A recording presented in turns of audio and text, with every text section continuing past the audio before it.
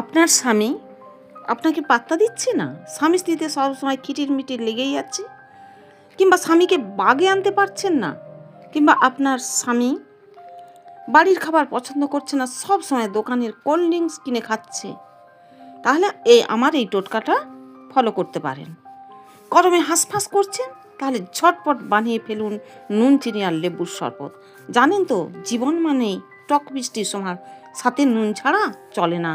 তাই বলি, লবণ চিনি আর লেবু সম পরিমাণে যোগ করলেই সুন্দর শরবত বানানো যাবে।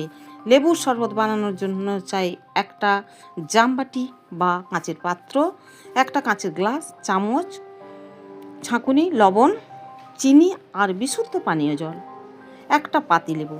আমি 200 ml জল নিলাম, চিনি 30 গ্রাম, লবণ 10 গ্রাম। 200 ml জল জামবাটিতে ঢেলে নিলাম, তার সাথে যোগ করলাম লবণ ও চিনি, চামচ দিয়ে নাড়তে থাকলাম। যখন দেখলাম লবণ ও চিনি একেবারে গুলে গেছে, তখন লেবুটা কেটে নিগড়ে নিলাম। তারপর ছাঁকুনি দিয়ে ছেঁকে পরিবেশন। এই পানীয় প্রচণ্ড এনার্জেটিক, কার্বোহাইড্রেট আছে, আয়োডিন আছে, লেবুতে আছে ক্যালসিয়াম এবং টার্টারিক অ্যাসিড। লেবু ভিটামিন সি, অ্যান্টিঅক্সিডেন্টের উৎস। চিনি দ্রুত শক্তি যোগায়, গ্লুকোজ সরবরাহ করে। লবণ শরীরের ইলেকট্রোলাইট ভারসাম্য রক্ষা করে। জল দেহের তাপমাত্রা নিয়ন্ত্রণ করে, হাইড্রেশন বজায় রাখে।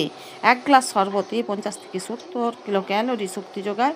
ভিটামিন সি 15 থেকে 20 mg, রোগ প্রতিরোধ ক্ষমতা। লবণ 200 থেকে 50 mg পূরণ করতে পারে, যা ঘামের সঙ্গে বেরিয়ে যায়।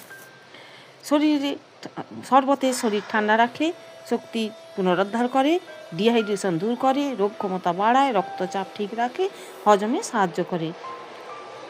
হাই প্রেশার ও কিডনি রোগীদের অতিরিক্ত লবণ ক্ষতিকর, সুগার রোগীদের চিনি খাওয়া ভালো নয়।